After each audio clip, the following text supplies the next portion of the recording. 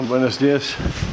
It's about 7 in the morning. We're leaving Villafranca. It's really cold and we can smell smoke, so we're pretty sure there's fires somewhere, some kind of brush fire. I mean, it smelled like smoke pretty much all last night. Today we're not sure where the fires are, but it's definitely a major fire somewhere. And we're sort of heading towards the wind.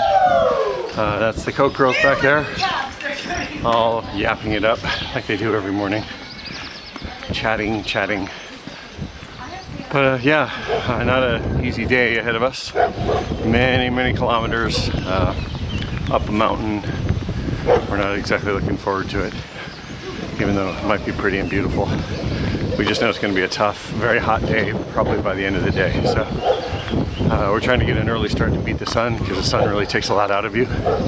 This little town was great though, Villafranca. Highly recommend hanging out here. Check out the Cathedral Collegiate.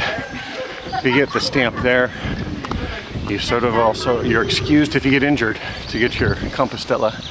And we went to the Pardon door, which was really cool. It's a door that's open twice a year. So that's it. We're heading up the mountain now. It's all starting to look very ominous and steep. And hopefully we make some good distance before the sun comes out.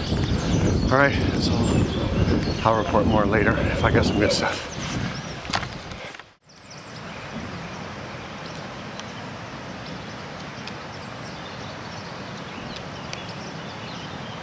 Look, a mama teaching a colt how to eat.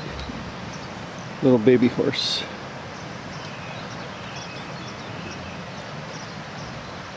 Adorable. Buen camino. Today is a very tough, steep day. Leaving from Villafranca, it just goes up, and up. I mean, the trail here just, it's actually nice right now. And if you see down, it's nice, shaded, but boy, is it up. A lot of meters straight up in the air.